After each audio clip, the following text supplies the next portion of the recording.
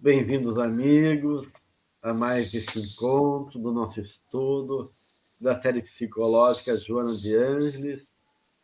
É com muita alegria que aqui estamos, eu, o Tiago, a Guadalupe, para começar essa nova obra, né, o volume 7 da série psicológica, Desperte e Seja Feliz. Olha só que maravilha de título, né? Um título provocativo, tão bonito, né? Esse convite, né, que o livro faz, desperte e seja feliz. Então é isso, né? Vamos despertar, né, para a vida, para a nossa consciência e ser feliz. Então hoje a gente começa justamente trabalhando aqui o prefácio, né, da benfeitora, né, e o capítulo 1, né, que é o homem Jesus. Então vamos começar a dar uma ideia, né, da proposta do livro, né, e, a partir disso, entrar um pouquinho, então, no capítulo 1, para ver que elementos maravilhosos Joana tem para nos oferecer a partir desse livro. Muito bem, gente. Como é que é isso? Despertar e ser feliz. O que Joana está querendo com esse 7º volume da série psicológica? Bom, quer começar, querida? Eu quero trazer uma pequena introdução do que eu pensei e passo para ti. Pode ser, Tiago? Porque justamente o que me chama muita atenção é esse carinho dela de nos trazer várias formas de chamar atenção para a necessidade do despertar, né? Desperta, ó tu que dormes. E ela traz, então, a partir daí, aqui nesse livro, várias situações, enfim, mas começa com essa tônica: desperte e seja feliz. Simples assim, no sentido de que tem um mundo para que nós possamos conquistar, um mundo interior, a partir do despertar dessa consciência de sono, a partir do olhar internamente para o ser espiritual que nós somos. Então, isso que eu queria começar, Tiago, trazendo, é esse fato ela não chega nunca à exaustão de ficar aqui conosco, nos dizendo: desperta, né? Desperte e siga em frente, porque é um mundo de felicidades pequenas e maiores a ser conquistado e esperando pelo nosso despertar. Interessante que tu trouxe, assim. Eu tinha pensado em algo parecido e não sei para vocês, né? Mas quando ela organizou os capítulos, né? E falaremos um pouquinho nessa introdução dessa proposta dela. Me vem que ela faz um diagnóstico, né? De conjuntura da humanidade, de um tônus comum, de como as consciências constroem suas ambiências, suas relações, suas significações sobre a vida, e traz um diagnóstico que é bastante direto. Estamos adormecidas. Né? Há um adormecimento consciencial que traz consequências muito diretas para esse conceito, essa ideia que está presente no título, que é felicidade.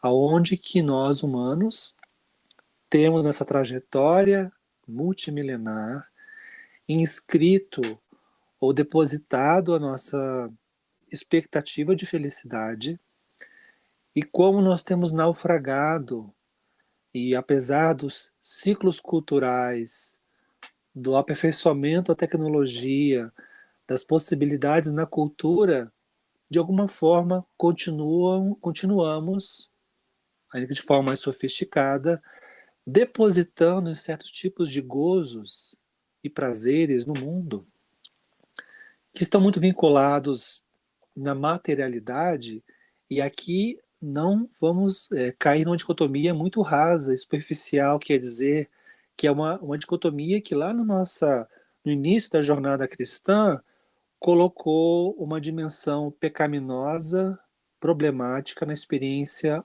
material humana. Não, não é isso. é o fim e não o meio. Ao depositar, né, como um construto para a felicidade humana as dimensões finitas da experiência humana, nós como é que a gente mede uma felicidade? A partir de construtos limitados e finitos. Então, me parece que ela diz assim: vós que estão adormecidos, permanecem insatisfeitos, permanecem infelizes. Então, vamos buscar um caminho para o despertamento e para sermos mais felizes? Então, me parece que ela é bastante direta nesse diagnóstico e parece que é uma introdução muito importante para que a gente entenda o que é esse movimento em que se encontra nós como humanidade na contemporaneidade. É impressionante, né, Tiago? Em poucos, e nos 2 primeiros parágrafos, né, ela consegue dar uma visão muito rica, né, e clara dessa dimensão de quanto a gente avançamos muito mesmo, né? Olha só quantas conquistas a gente foi na Lua, a gente está explorando outros planetas, a gente conseguiu quebrar o átomo e despertar uma potência de energia, né, que pode destruir o planeta. A gente conquistou recursos da medicina, a gente avançou em tecnologia, hoje a gente conversa com o mundo todo e estamos aqui, né, pela internet, podemos estar juntos, né? Então, realmente, né, houve um avanço muito grande, mas a gente continua adormecido. Olha só que estranho isso, né? Esse, esse aspecto que dá a ilusão que a gente andou muito, né? E em muitos aspectos realmente a gente avançou, mas em outros a gente está ainda numa dimensão muito estreita e limitada das possibilidades reais da nossa natureza. Então, ela começa a falar assim o quanto esse avanço, né, ficou a serviço dessa gratificação imediatista, né, ilusória, de um gozo que não é apenas o gozo material, né, sensório, mas é o gozo esse ego descomprometido, né? Que inflou, se achando poderoso, agora eu posso tudo, eu posso dominar a natureza, o mundo, explorar e até poder perder, colocar a perder, né, essa casa que nos acolhe, que é o planeta Terra. Então, parece aquele adolescente que cresceu e acha que porque agora está mais velho um pouquinho, né, pode tudo, né?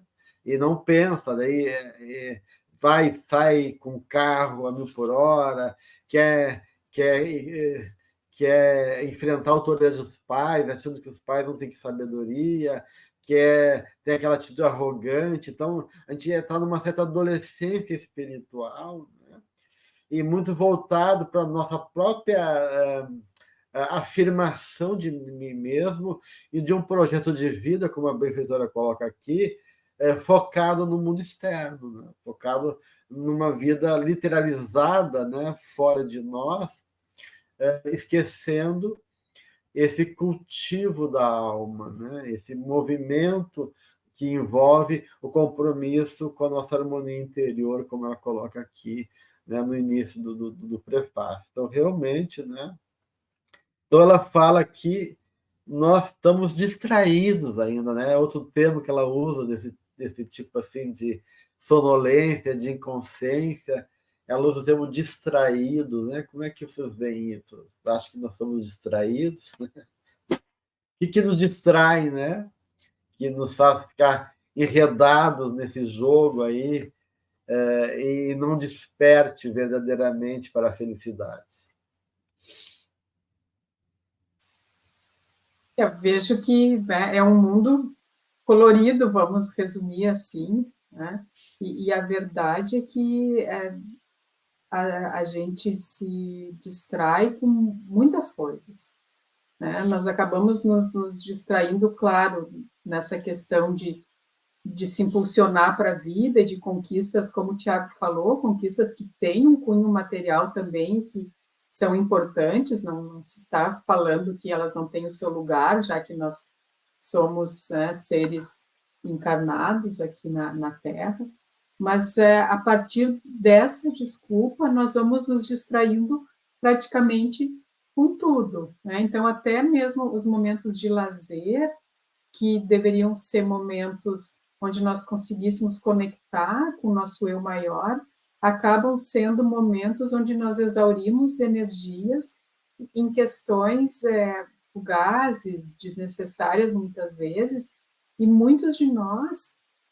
movidos pela vontade do coletivo, do outro, né? Alguns fazem porque até tem esse impulso de uma forma mais instintiva, mas outros porque é moda, ou porque está na rede, e assim por diante eu entendo que a gente vai podendo trazer essas várias formas de nos distrairmos, não só essas mais duras, e que a gente precisa cuidar muito, que ela traz aqui de uma forma perfeita, aqui no início do livro, que nos anestesia mesmo, mas depois que a gente se dá conta dessas questões, né, ligadas mais à volúpia do prazer, à materialidade, a esse ego inflado que conquista e vê o valor só nas questões materiais, também é momento de nós percebermos outras questões que podem nos distrair da nossa essência, né? Por exemplo, a mídia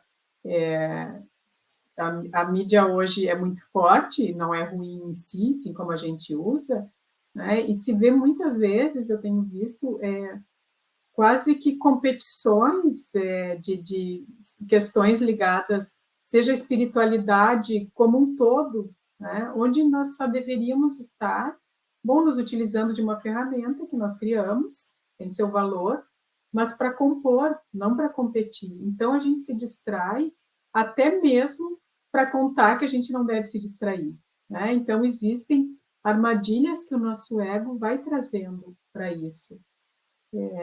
Então, acho, né, não sei como é que vocês veem, mas acho que a gente se distrai mais do que imagina, né? Não é só em querer o melhor emprego ou ter uma família doriana, como se diz, né? Ou em querer conquistar, né, mundos e fundos, mas às vezes com um discurso de que estamos agindo em prol da espiritualidade ou de questões transcendentais, transpessoais, a gente pode se perder também. Existe um livro do professor Noam Chomsky intitulado Ilusões Necessárias. E ele diz que a estrutura na qual hoje o mundo é governado economicamente e também o seu esteio cultural, sua expressão cultural, ele reivindica uma forma de apropriação e de exaustão ecológica para poder vender uma possibilidade de felicidade humana.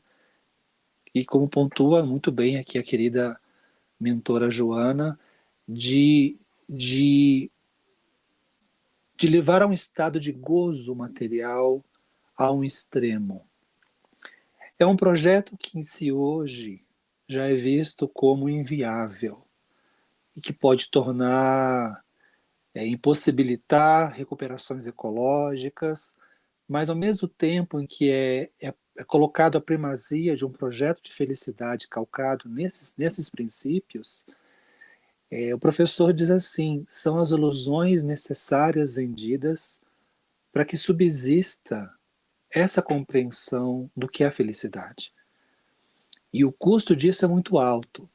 Ao mesmo tempo em que se vende esse projeto, o nosso amado Eduardo Galeano, né, o poeta uruguaio, diz que, na verdade, o usufruto desses gozos permanece reservados a poucos no mundo. Então você vende uma fantasia de que é possível todos chegarem ao lugar de ter esse gozo, esse deleite material, mas que ao mesmo tempo uma minoria prospera neste campo. E é invejada, é desejada. Então, temos um problema aí, que é de objetivo de sentido nas coisas. A mentora nos traz, como disse muito bem o Gelson, né, ela traz um segundo adjetivo, distraídos, mas tem um terceiro, anestesiados. Se nós juntarmos essa ideia de adormecidos, anestesiados, distraídos, é como se estivéssemos alienados do objetivo maior da vida. Então, é preciso reencontrar um caminho de sentido e ela é direta. Este caminho que tem sido escolhido, ele na verdade produz sofrimento, né?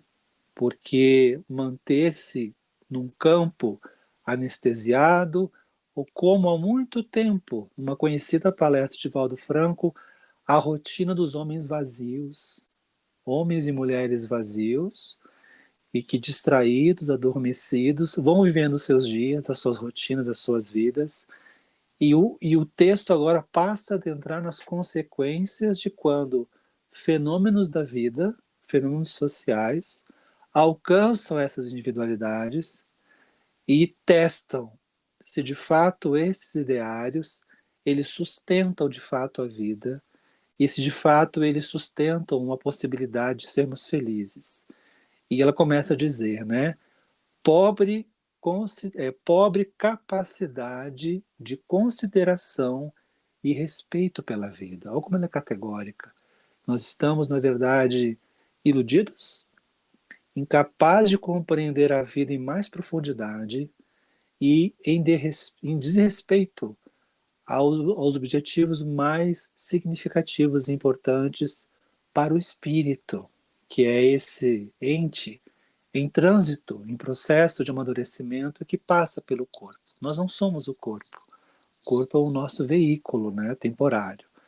Então, me parece que esse cenário é importante para que a gente entenda qual é tanto a dramaticidade do que nós estamos vivendo, quanto um diagnóstico parece muito preciso do que é o momento em que nós vivemos nesse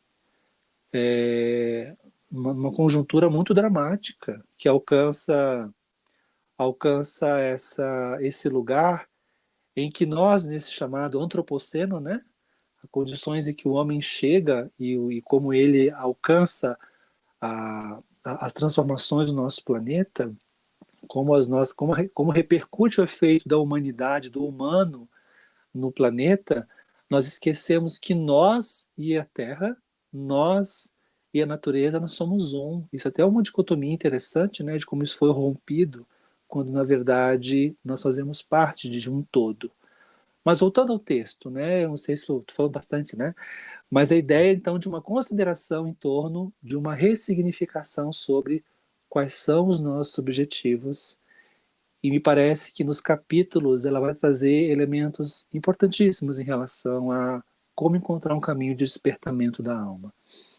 Me parece, né, Tiago, que essa falta de consideração, né, essa pouca consideração e respeito pela vida que caracteriza, né, a nossa dimensão desse homem ainda alienado, como tu colocaste aqui, né, tem a ver com três questões que ela finaliza também aqui no prefácio, né, que é a gente esquece que a vida passa, né? Então ela fala da própria transitoriedade dos anos biológicos, mas a gente faz de conta que a gente vai nessa fantasia de manter o corpo sempre impecável e uma eterna adolescência e um horror ao envelhecimento e à morte, né? Na ilusão que a gente possa abortar, né? Impedir esse movimento, né? Então a gente nega, né? A gente nega que a gente está envelhecendo, que a vida é transitória. Por outro lado, a gente também esquece da nossa realidade maior, que é espiritual, né? Ou seja, que a morte vai nos adentrar a uma dimensão mais ampla, que é a realidade do espírito, né? E aí a gente, de uma certa forma, esquece a razão da nossa existência, que são os valores espirituais, e fica tão iludido nessa gratificação imediatista, que é o terceiro ponto, né?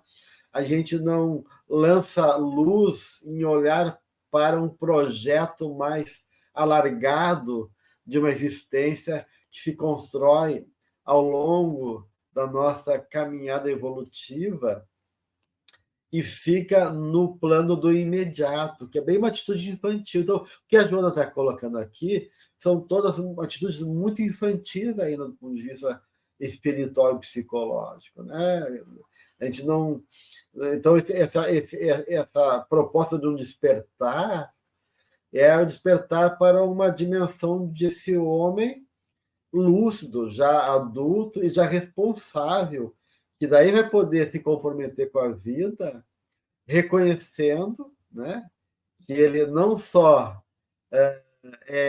tem um compromisso com a vida, mas como ele é um cooperador da divindade em prol dessa vida, né, em prol dos seus irmãos também. Então, isso ainda não caiu a fichinha da gente.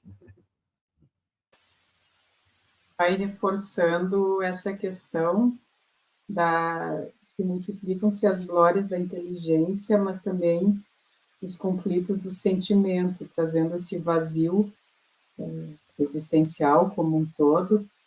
E depois, quando nós formos vendo os capítulos, também vai nos mostrando que existe um potencial em nós para ir ultrapassando essas limitações que nós mesmos vamos nos impondo, mas realmente é um livro muito importante, é um chamado muito importante para se despertar, sair dessas distrações e anestesia, como nós falamos aqui, porque existe muito sofrimento.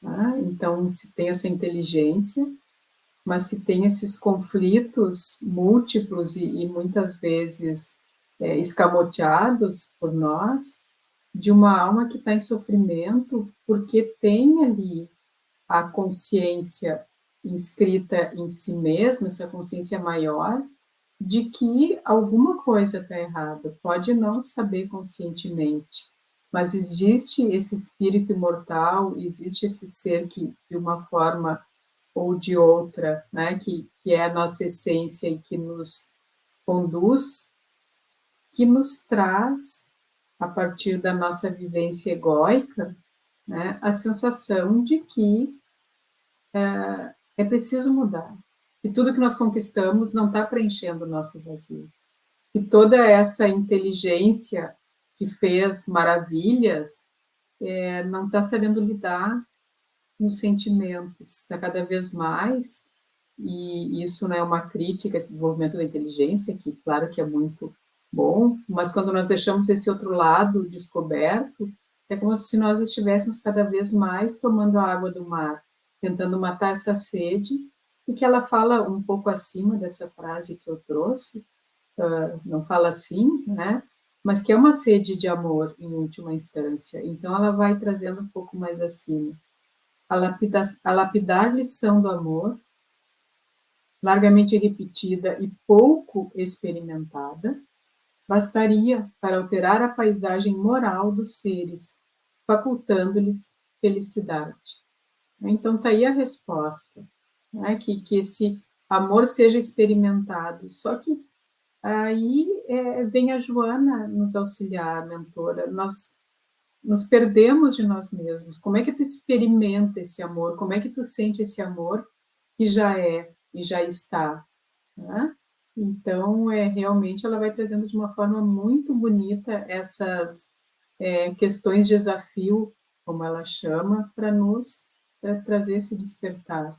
É muito interessante que quando ela traz a imagem da experiência das almas que estão aí habituadas, condicionadas, como tu muito bem colocou, né, Gelson, de uma experiência muito imatura, né, psicologicamente, né, crianças psicológicas, né, no sentido egóico, né, da reatividade, da impulsividade, da referência a si próprio, em torno da vivência desses prazeres, né, das conquistas mais imediatas. Isso, ela traz a consideração o que acontece quando a vida apresenta algo que desafia, que constrange esses espíritos, que lhes trai essa ilusão na qual eles estão ambientados a viverem suas vidas. Me parece muito a ideia das almas que são despidas, né? Cai uma máscara que emocionalmente é muito frágil, no sentido, né, da estrutura de ego, e que não tem a maturidade do campo da resiliência diante de frustrações, das dificuldades, dos fracassos. Todos nós temos dificuldades também de lidarmos com os fracassos. E ela traz então essa imagem de que como se um mundo se cai, a máscara se cai, e aí a alma precisa lidar com essas circunstâncias que lhe traem a fantasia na qual ela está embebida e na qual ela imagina que é a vida. Só que a vida é muito mais do que aquilo que ela imagina que seja, né, no campo da fantasia.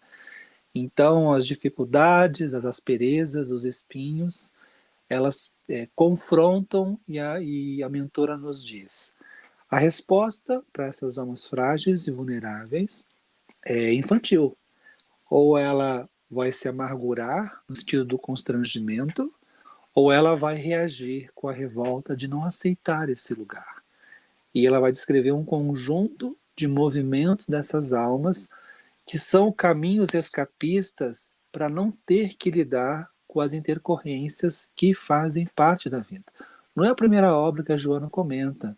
As dores fazem parte do movimento da vida. Elas fazem parte da conjuntura existencial e temos que aprender a lidar com elas. Há alguns anos, amigos, só para contar para vocês um episódio que é uma imagem, parece, desse trecho aqui da nossa introdução.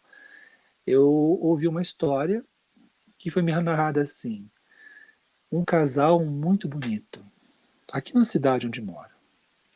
Muito bonito. O casal instagramável, né? Casal muito bonito, socialmente reconhecido, muito bem, né? Trabalhavam em instituições, pessoas com recursos, viajavam, esteticamente muito bem cuidados. Então, uma imagem de si contemplada e desejada por aqueles que não tinham aquilo, né? Eles trazem uma representação desse ideário de sucesso estético, financeiro. Aí ela engravida, as expectativas, né? Vinha uma criança, talvez mais um componente para esse imaginário, só que nasce uma criança com problemas graves, físicos, cognitivos. O mundo desaba. O casal se separa, a conta é fechada e nunca mais apareceram. É interessante como a alma é frágil, muitas vezes, quando ela é confrontada pelas asperezas, pelas dificuldades. E é interessante que foi necessário que a vida trouxesse um convite a um desafio. Será que esse casal consegue lidar com o fato de vir uma criança, um filho, com todas as características que fogem àquilo que eles estão projetando para o mundo? Eles não sustentaram essa imagem. Então, me parece que uma característica importante em relação a esse locus psicológico em que a alma adormecida, anestesiada, não desperta, é a vulnerabilidade psicológica, de não dar conta de lidar com as intercorrências que são promotoras do desenvolvimento psicológico, né? São promotoras do fortalecimento do espírito para jornadas novas. Então, alguns dizem que a geração Y que está aí, ela tem características de seres, de almas muito frágeis, tem dificuldades, né? Uma geração, como diz, a geração Y vai dar conta, né, da vida, talvez para o momento da cultura, de almas muito frágeis. Mas isso é outra discussão. Mas é interessante pensar, então, esse exemplo singelo como uma radiografia de um momento de como a alma está desconectada de sentidos mais duradouros e verdadeiros do que ela existia, né? É interessante que essa sensação de vulnerabilidade, esse estado de vulnerabilidade, também é uma fantasia, né? Tem essa dupla fantasia, né? Tem a fantasia onipotente, né? Que a gente põe essa couraça nessa imagem arrogante, onipotente, que a gente pode tudo, né? E que está no controle da situação ou no centro do mundo. E quando isso é frustrado, vem essa outra fantasia, né? De que a gente não dá conta e vem esse lado vulnerável. Mas a vulnerabilidade também é fantasia, porque Deus acredita na gente.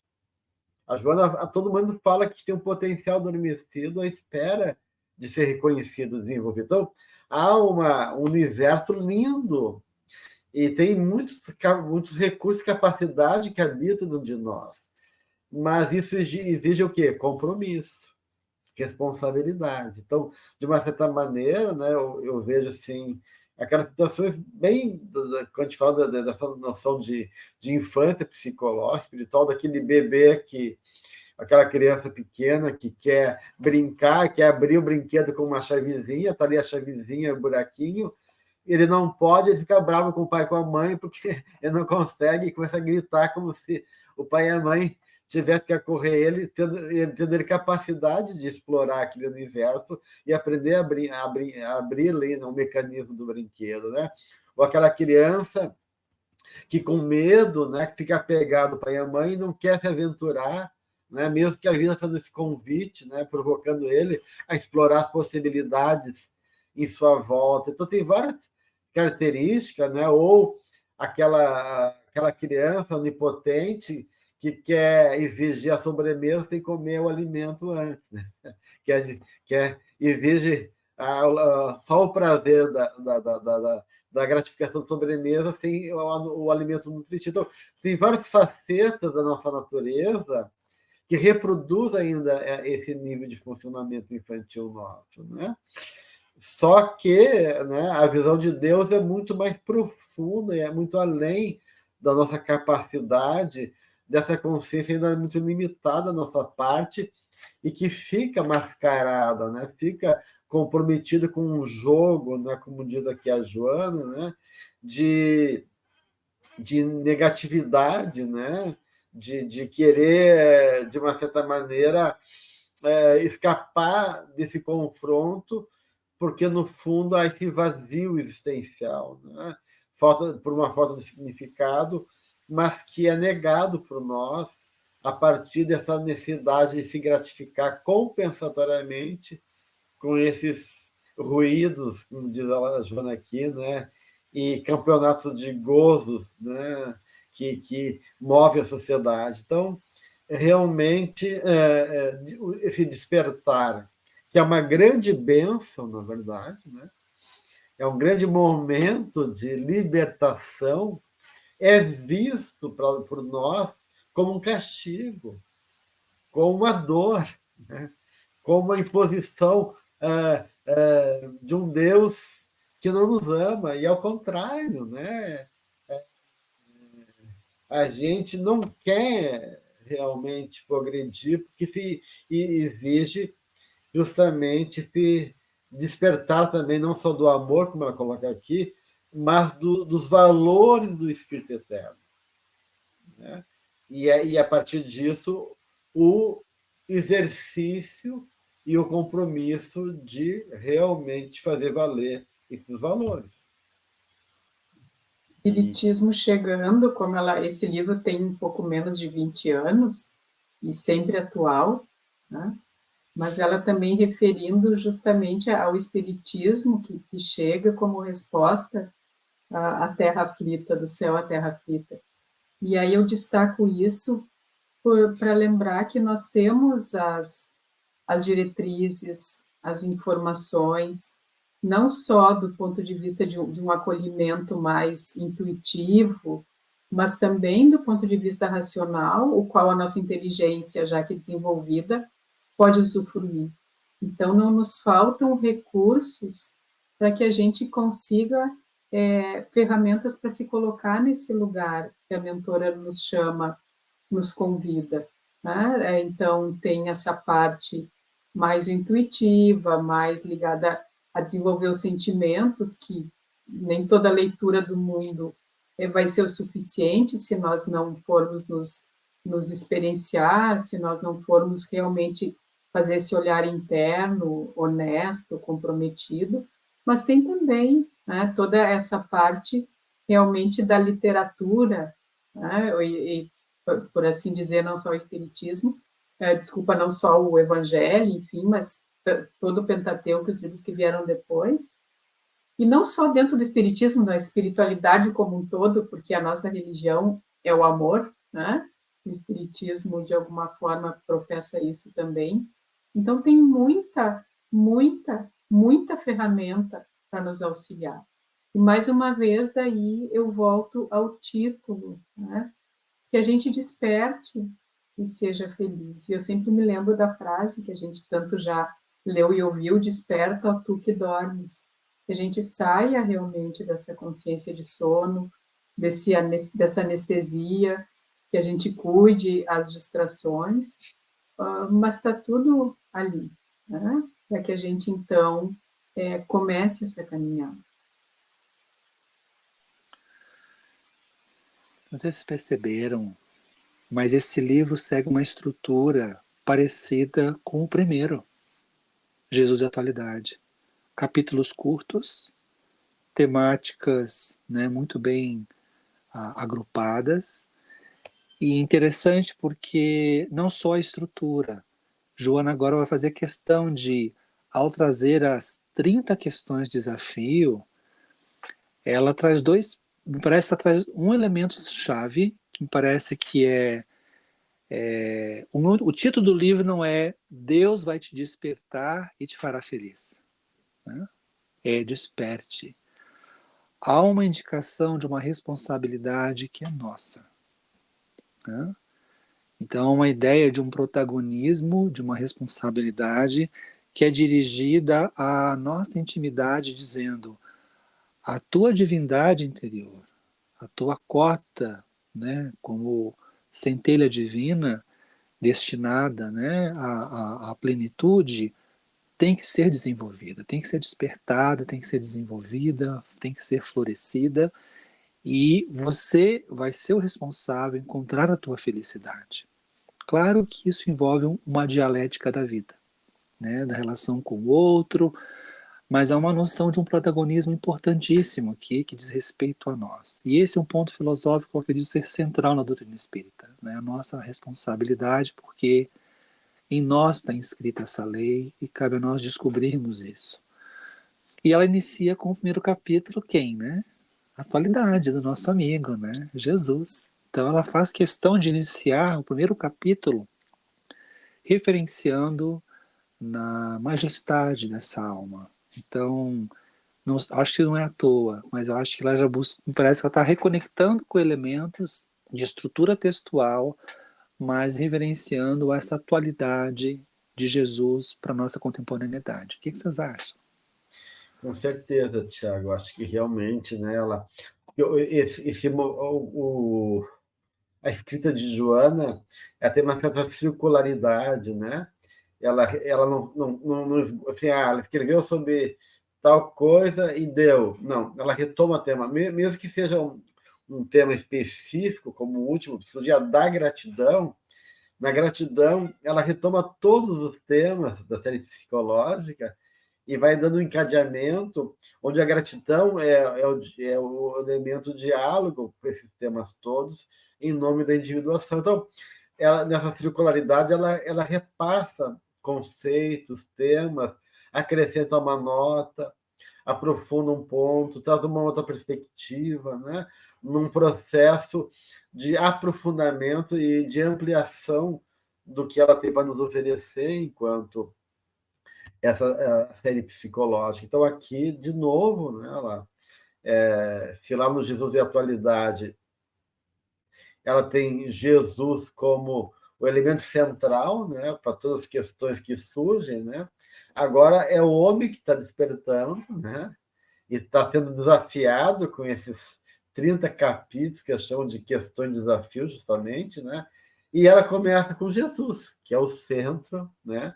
E o regente, né? Como um próprio símbolo do próprio self, como a gente vai trazer isso no último encontro do capítulo final do autodescobrimento. Então, aqui, ela retoma, né, a figura do Cristo, lembrando, né, justamente qual é o papel dele, né, e nesse capítulo especial, para dizer que nós não compreendemos ainda toda a dimensão e riqueza e o lugar de Jesus em nossa vida. Que a própria psicologia ela vai trazer aqui, não consegue, né, dar conta da dimensão da personalidade do Cristo, diante da complexidade e da transcendência e da riqueza espiritual que ele apresenta, né, em relação a nós.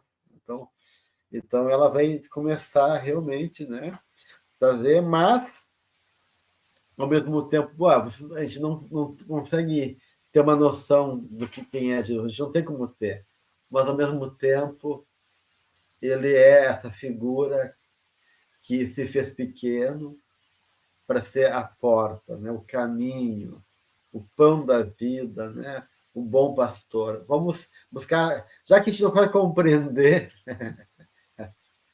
as várias dimensões dessa mente, né? Que está num outro patamar, nós podemos compreender o que ele nos propõe. Né? Então, o capítulo é muito, muito bonito. Acho que é um capítulo belíssimo, de uma candura, né? De uma beleza e de uma amorosidade, né? Que se manifesta para mostrar que nessa figura grandiosa que constitui o nosso governador planetário, tem alguém que estende as mãos para fazer esse caminho de despertamento. Que é um compromisso nosso, mas a gente não está sozinho. Mesmo, e ela vai trazendo ao mesmo tempo, essa grandiosidade de Jesus, mas esse carinho por nós, né? E Jesus homem, Jesus quando entre nós, trazendo toda essa via crucis e nos mostrando, então, como chegar ao Pai. E isso me lembra muito de comentar o fato de que quando Jung traz, né, que cada um, o que é imitar Cristo, né? Então, de cada um, de que a gente entenda realmente que isso é cada um carregar a sua cruz, no sentido de viver a sua vida, mas usando Jesus ali como exemplo, nos mostrando que é possível e entendendo que cada um de nós tem um caminho muito, muito particular, muito complexo, mas que leva ao mesmo fim, né? Ao mesmo fim, vamos usar assim, ao amor. E acho muito bonito mesmo quando ela vai trazendo essas questões de que não dá para limitar Jesus nas linhas psicológicas e traz ali da ânima e do ânimos, mas que mesmo que a gente não consiga, como ali foi frisado pelo Gelson, de forma alguma compreender a grandiosidade dele, mesmo assim, ele pode ser um modelo, né? Porque ele também está entre nós, no nosso coração.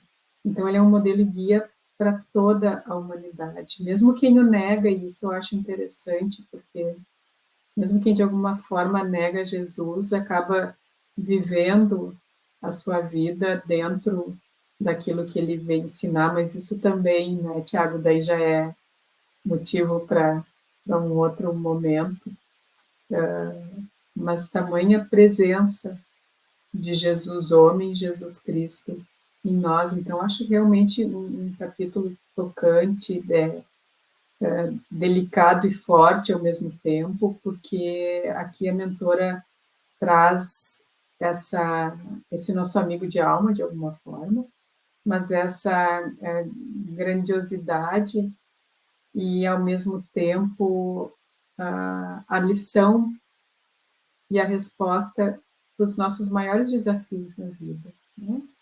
que Jesus faria. E eu não vou fazer igualzinho, né? É um símbolo, né? Então, que a gente entenda também essa linguagem simbólica que está por trás das nossas questões de desafio. Mas é muito bonito. Eu acho importante, Guadalupe, já que citou ânimos, esclarecer um pouquinho, né, o público que nos assiste, que vem a ter esses dois conceitos, que a Joana está trazendo essa comparação, né, com a proposta psicológica, falando dessa dimensão mais da proposta do arquétipo e da libido, né, como visões possíveis de entender a natureza do humano, né, e que tanto uma como a outra não contempla, né, o que representa a dimensão humana e mais ainda a natureza do Cristo. Né? A gente não pode reduzir Cristo a uma questão de libido e teoria da sexualidade e das heranças instintuais, dos impulsos, nem dos arquétipos do inconsciente coletivo, e ela chega na ânima e no ânimos, né, como essas duas forças da alma. Quando Jung apresenta ânima e ânimos, ele apresenta um arquétipo que nos conduz ao self. Né? Quando a gente está num processo de crescimento psicológico, supera a sombra, né, que representa esses conteúdos não trabalhados ou negligenciados e potencialmente negativos por causa disso, a gente chega numa dimensão que vai além do pessoal, para as questões de uma ordem mais profunda, que é orientado, segundo Jung, conduzido pela ânima e pelo ânimos, como se fossem guias do ego, da alma, em direção ao que é de mais profundo e essencial da nossa natureza. Então, a ânima representa o aspecto feminino da natureza humana, que representa o eros, o mundo da vinculação, da vida interior, das expressões ligadas ao mundo da fantasia e da dimensão tão que envolve a experiência e a fé. E o ânimo representa o logos, né? Um princípio masculino, regendo então, o espírito, no sentido das questões que nos levam a horizontes mais largos e mais amplos do significado da vida e da existência. Né?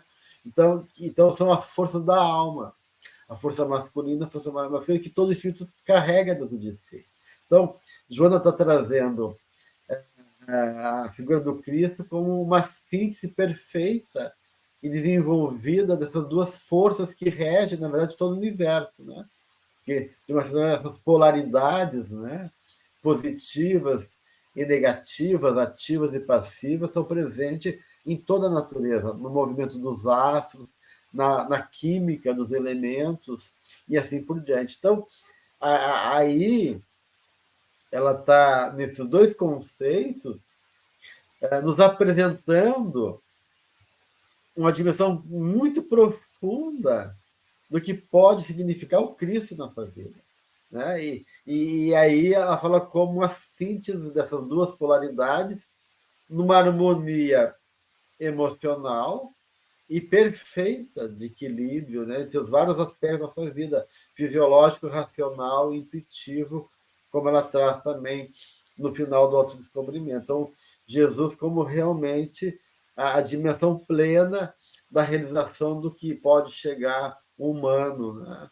Então, eu acho que é isso que ela quis trazer quando ela equipara, né, Cristo a esse equilíbrio dessas duas forças, da ânima e do ânimo. Muito bom, amigo. Gostei de ter te ouvido, até porque eu acho esses temas desafiadores, ânimos e ânima, né?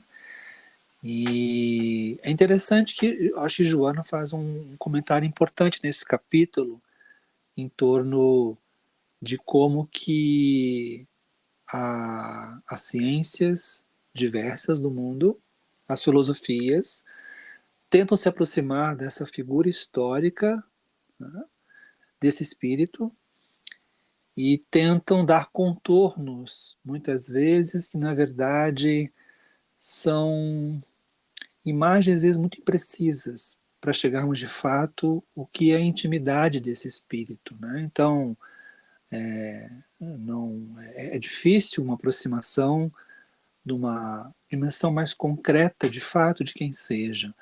Mas as aproximações, elas nos ajudam a vislumbrar cenários, vislumbrar características. A própria Joana vai fazer, a partir desse acervo, né, temos um ser em comum, né? E ao trazer reflexões em torno de características de Jesus, ela faz uma aproximação que me parece ser importante em relação a um projeto pessoal de autodescoberta, que é um movimento de conhecermos quem somos, né, no campo das virtudes, no campo das dificuldades, no campo das limitações, no campo das possibilidades. É interessante que esse livro ele tem uma estrutura do capítulo, mas é um capítulo que é antecedido de um pequenino prefácio, né? Cada capítulo tem um pequeno prefácio. E particularmente esse, ela escreve direcionando para quem está lendo. Interessante isso, né? E ela diz, né? O espírito se desenvolve, está implícito aqui a etapa, que são as reencarnações, são oportunidades, aí vem, né? Se testa a inteligência, o sentimento, as possibilidades na cultura, na arte, e ela vai mostrando que de passo a passo a alma vai sendo experimentada num conjunto de dimensões interiores a serem descobertas.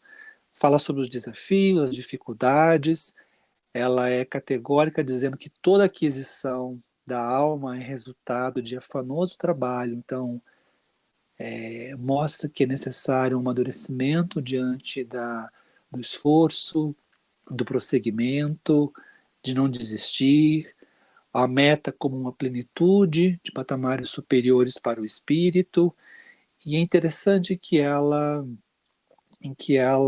qualifica assim: se você deseja esse desafio, fica aqui para você, leitor, uma referência, né? Fica uma estrela que vai guiar o teu caminho, que é o teu modelo, que é Jesus. E ela inicia o capítulo trazendo Jesus para o palco, né, da nossa contemplação de quem foi esse homem, esse espírito. E é interessante que quando ela trabalha a dicotomia energia, brandura, bondade, pieguismo, coragem e temor, né, sabedoria e ignorância, ela vai mostrando, vamos colocar assim, né, polaridades de expressão né, da experiência humana, em que nós nos percebemos inscritos também nesse movimento com a vida. Então, de alguma forma, eu acho que esses pequenos parágrafos, ela começa a delimitar algumas características de Jesus, nós podemos fazer uma avaliação nossa em relação à nossa interioridade, de como que nós estamos, nos percebemos neste movimento, né? E ela, depois eu falo isso, né? Temos uns minutinhos ainda, mas me parece que ela já traz algumas importantes reflexões em torno de características psicológicas e atitudinais de Jesus, que são referências importantes para nós em relação à nossa própria conduta, aos nossos pensamentos e os nossos sentimentos, né? Na verdade, Tiago, quando ela apresenta essa introdução do capítulo, ali, que ela está sempre um texto introdutório, como tu falaste, ela propõe justamente o tema central aqui do capítulo 1, na figura do Cristo, que é essa integração, essa integralidade do ser, né, em perfeita harmonia, né? Porque ela vai falar sua energia vinha com brandura, sua bondade se peguia, sua coragem, como valor moral, nada temia, o amor sem sentimentalismo e assim por diante. Então, ali, quando ela inicia o texto, final do texto introdutório, assim, buscando a harmonia, né? Então, nós temos que buscar a integração das nossas partes, a harmonia. E daí se segue aquilo que tu falou, propõe o desafio de prosseguir seguindo Jesus, o modelo ideal da humanidade que te aguarda gentil.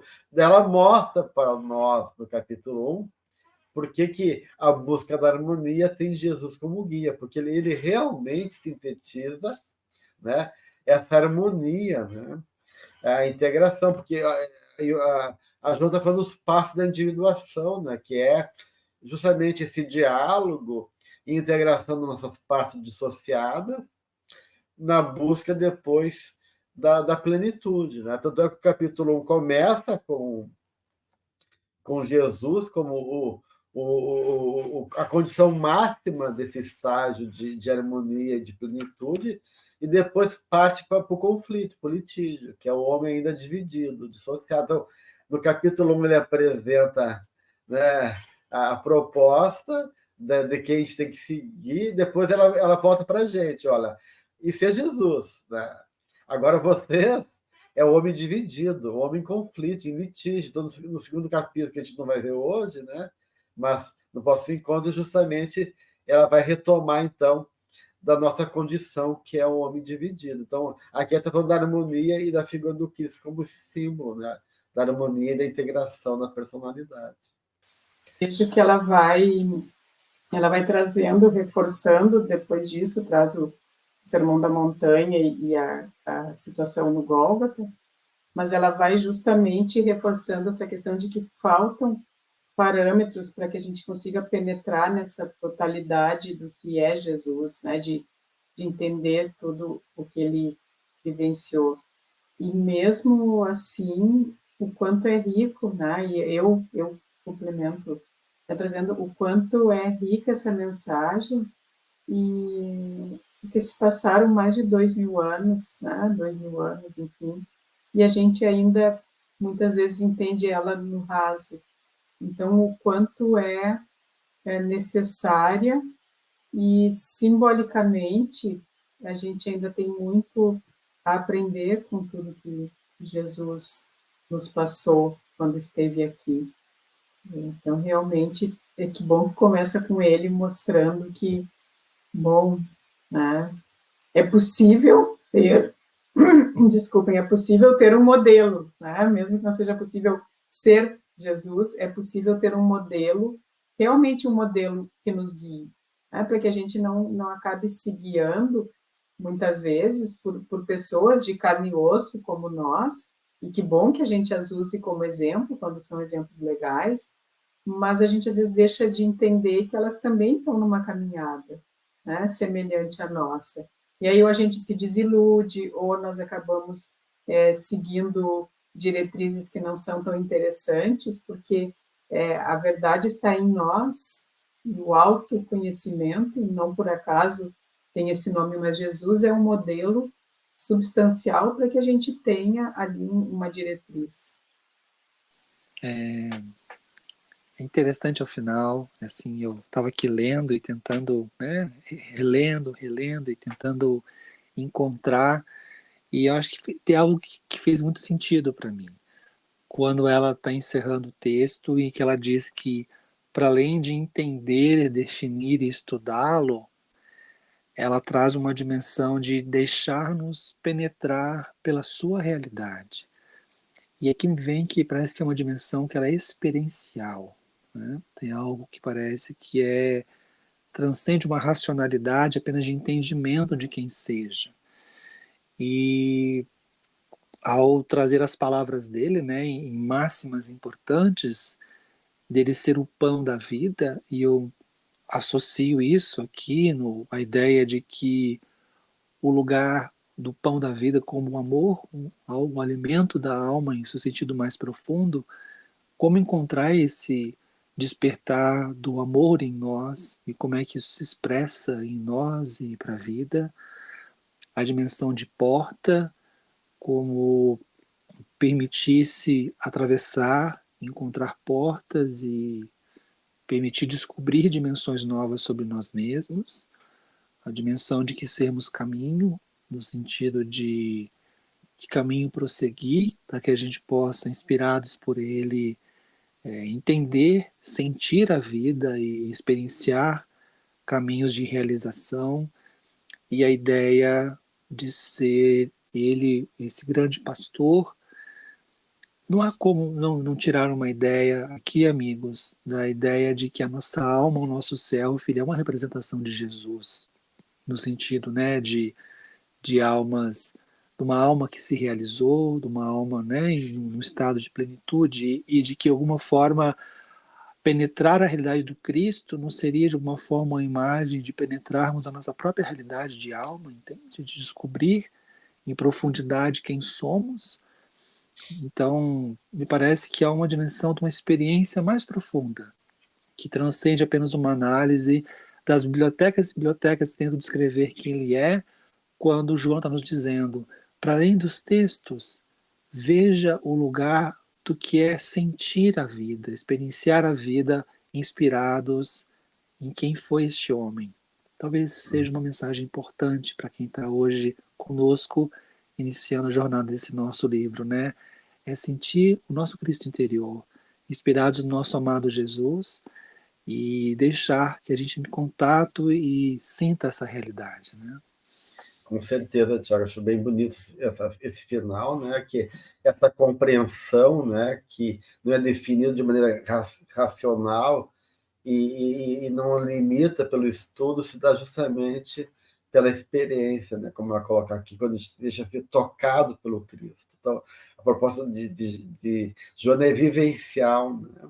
Trazer esse Jesus para a nossa vida de maneira clara, ter consciência da sua presença em nossa vida e deixar ele nos tocar profundamente. Esse é o caminho para que a gente possa realmente encontrar um processo de compreensão. Muito bem, com isso a gente então encerra esse primeiro momento do nosso estudo. E aí, no próximo encontro, a gente vai para a nossa realidade, né? Que é o capítulo 2, litígio. Né? Então, que a gente possa continuar esse estudo tão lindo, tão profundo, tão rico, que a Benfeitora nos proporciona, agradecendo o Tiago e a Guadalupe pela presença e convidando a todos para estarmos juntos então, no próximo encontro. Um grande abraço, nossa gratidão a todos que nos assistem. Que Jesus nos abençoe e até a próxima vez.